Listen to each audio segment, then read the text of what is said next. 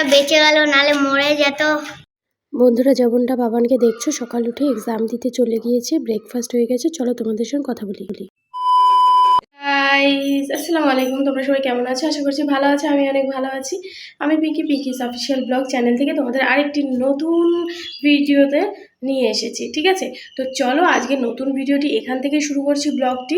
কারণ বাবানের শরীর অনেকটা অসুস্থ ছিল, এর আগের ব্লগে তোমরা ভালো মতোই দেখেছো। ঠিক আছে, তো যখন ভালো মতো দেখেছো তারপরে তো এখন রিটেন এক্সাম চলছে।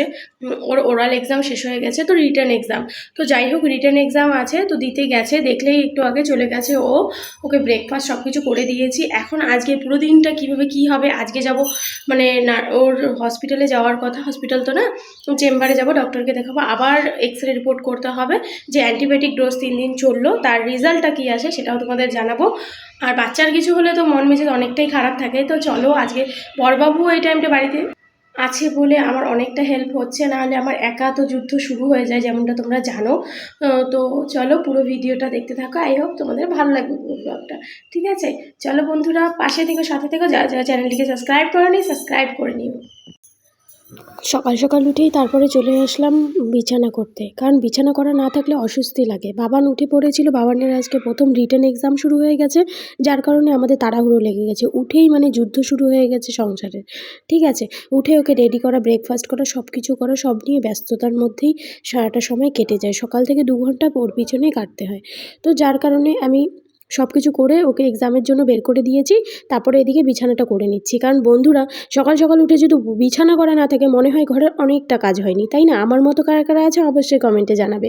আমার বিছানা না করা দেখলে অস্বস্তি লাগে, মানে কখন বিছানাটা হবে তখনই ভালো লাগবে, মানে মনটাতে একটু একটু শান্তি লাগে, তাই না? তো আজকে কিন্তু বিছানার বেডশিটটা আমি চেঞ্জ করবো না, যেহেতু কালকেই আমি বেডশিটটা পেতেছিলাম, যার কারণে আমি বেডশিটটা কিন্তু সরাবো না।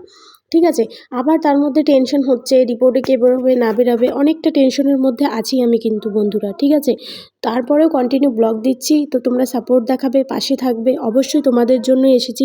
তোমরা একটু নিজের বোনটাকে দেখবে। ঠিক আছে, তো সকাল সকাল উঠেই দেখতে পাচ্ছ যেমন আমি বিছানাটা করে নিচ্ছি, আর এদিকে মাথার মধ্যে হচ্ছে বিছানা করার আগে আগে কিন্তু আমি অনেকটাই কাজ করে নিয়েছি, তোমাদেরকে সেটাও দেখাবো বলতে আমি তোমাদেরকে বলেই দিচ্ছি। সকালবেলা উঠে কিন্তু বাবানকে যেমনটা আমি স্কুলে দিয়ে পাঠিয়েছি, তারপরে কিন্তু বাসন করা, রাতের বাসনও করিনি, রাতের বাসন করে নিয়েছি, মানে অনেকটা কাজ আমার এগিয়ে নিয়েছে। ঠিক আছে, তারপরে বাইরে ঝাড়ু দেওয়া, তারপরে তোমার ওয়ার্কিং করা, একটু এক্সারসাইজ করা, সব কিছু আমি করে নিয়েছি। সকালে ব্রেকফাস্ট করা, সব হয়ে গেছে আমার কাজ। এখন বিছানাটা করব, ঘর ঝাড়ু দেবো, এই সব কাজই পড়ে আছে। ঠিক আছে, তারপরে আবার আজকে 12:30 কি 12:30টার মধ্যে আমাদের ডক্টর ডেকেছে, তো ডক্টরের কাছে যাব। তো তার আগে দেখো কত জামা কাপড় হয়ে আছে, এসব জামা কাপড় আমরা কালকে এক জায়গায় গিয়েছিলাম, তো সেখানকার জামা কাপড়, তো সেই জামা কাপড়গুলো নিয়ে আমি বাথরুমে রেখে আসলাম ধোবার জন্য। এগুলো ফুলিয়ে দিয়েছি সার্ফ টার্ফ দিয়ে। তারপরে এদিকে এসে পড়লাম ঝাড়ু দিতে, কারণ হলো ঝাড়ু না দিলে ভালো লাগে না, বালি বালি লাগে। তো সকালবেলা যেটা ডিউটি সেটা তো করতে হবে। বাইরে ঝাড়ু দেওয়া হয়ে গেছে যেমনটা তোমাদের বলে দিলাম, তারপরে কিন্তু আমি ঘরে এসে পড়েছি ঝাড়ু দেওয়ার জন্য, কারণ ঘরটা ঝাড়ু দিয়ে নিচ্ছি। আজকে সম্ভবত ঘরটার মুছবো না, কারণ হলো পরিষ্কারই আছে, কালকেও মোছা হয়েছিল। ডেলি দিন মোছা আমার পক্ষে সম্ভব হয় না, মানে আমার কোমরে এত পেন থাকে যে আমি কন্টিনিউ ডেলি দিন ঘর মুছতে পারি না। বেশিরভাগ মোছার চেষ্টা করি, বাট যতটুকু পারি ততটুকুই চেষ্টা করি। বেশিরভাগ আমি অতটা এক্সেস নিতে যাই না, মানুষকে দেখিয়ে কোনো লাভ নেই। আমি ভিডিও করছি তো কন্টিনিউ ডেলি দিন মুছছি, করছি, সেরকমটা আমি না মোটেও, মানে যেরকমটা আমার কাছে যতটা হচ্ছে আমি কিন্তু ততটাই করার চেষ্টা করছি বন্ধুরা। তো তোমরা দেখো, তোমাদের ভালো লাগবে হয়তো, ব্লগটিতে থাকো তোমরা সম্পূর্ণটা, তো তোমরা রিপোর্টটাও জানতে পারবে যে বাবানের রিপোর্টটা কীরকম হয়েছে। কারণ বাবানের রিপোর্ট নিয়েও একটা কথা আছে, তোমাদেরকে যেমনটা বলেছি আজকে বাবানের রিপোর্টের ব্যাপারটা, তো সেটা কন্টিনিউ তোমরা দেখতে পারবে। আমি নিয়ে যাব, কী রিপোর্ট হয় না হয় আমি সেটাও বলবো।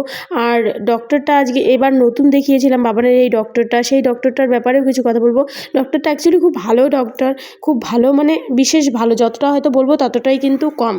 একেসি না, খুব ভালো ডাক্তার, এখানকার একজন মানে বলতে গেলে মাননীয় ব্যক্তি যাকে বলে। ঠিক আছে, প্রচণ্ড ভালো, বাচ্চাকে কেয়ারিং, বাচ্চার সঙ্গে কথা বলা, করা, মানে একদম আলাদা ধরনের। হ্যাঁ, একটু ভিজিটটা বেশি নেই, বাট খুব ভালো রেজাল্ট। তারপরে দেখো সোজা তোমাদেরকে নিয়ে আসলাম, আমাকে দেখতে পাচ্ছ বাইরে, কারণ আমার ঝাড়ু মেরে আমি ঘরটার সব জামা কাপড় ধুয়ে স্নান টান করে রেডি হয়ে বর্মশাইয়ের সঙ্গে বেরিয়ে পড়ছি বাবানের স্কুলের দিকে, কারণ বাবানের স্কুলের ছুটির টাইম হয়ে গিয়েছিল।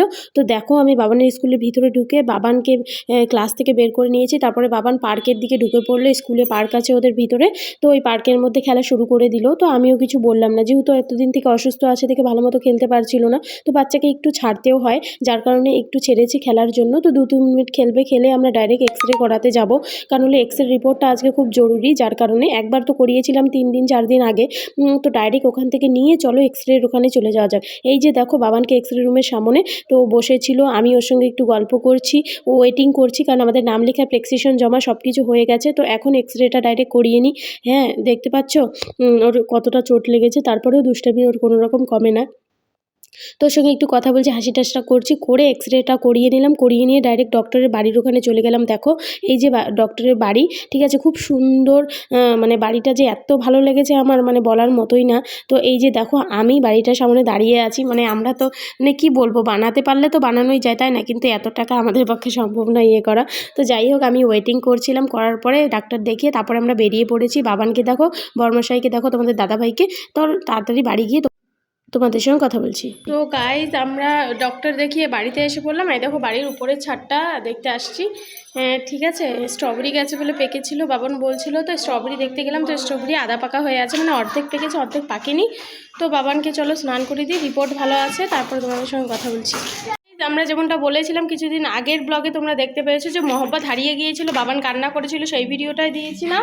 তো দেখো ফাইনালি মহব্বতকে আমরা পেয়েছি, তারপরের দিন সকালবেলা ছাদেই ছিল। তো এই দেখো বাবান এদিকে আয় তো, একটু দেখা তো।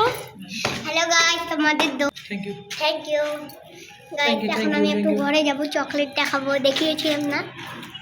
দেখেছো বন্ধুরা, ও দেখো সুস্থ হতে না হতে, একটু সুস্থ হতেই দেখো কিভাবে লেগে পড়েছে চকলেট খাওয়ার দিকে। তো চলো সেসব কথা ছেড়ে দিয়ে এখন রান্নার দিকে চলে গেলাম। সকালবেলা ডাল ভাতটুকু করে আমি গিয়েছিলাম, যেমনটা তোমাদের বলেছিলাম ঝাড়ু মারতে মারতে, যে এত কিছু করে নিয়েছি আগেই আমরা। তো বেগুন চপ করব আর ডিম অমলেট করব, ডিম অমলেট করে তারপরে আমরা খেতে বসবো।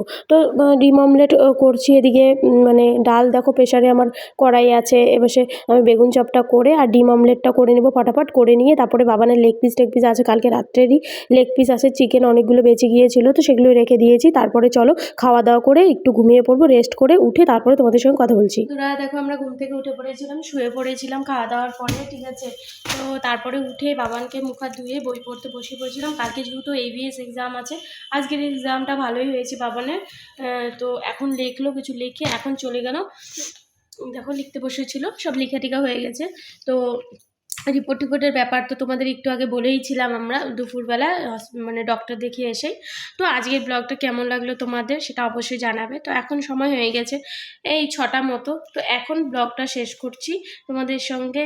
আজকের ব্লগ এতটুকুই থাকলো, কালকে একটা নতুন ব্লগের জন্য রেডি হয়ে থাকো, আর বেশি বেশি করে দেখো, চ্যানেলটিকে সাবস্ক্রাইব করো, সাপোর্ট করো তোমাদের এই ছোট্ট বোনটাকে প্লিজ, কারণ তোমাদের আশাতে আসছি, তো তোমরা একটু সাপোর্ট দেখালে আরও বেশি ভালো লাগবে। তো আজকের ব্লগটি এখানেই রাখছি বন্ধুরা, দেখা হচ্ছে নেক্সট ভিডিওতে।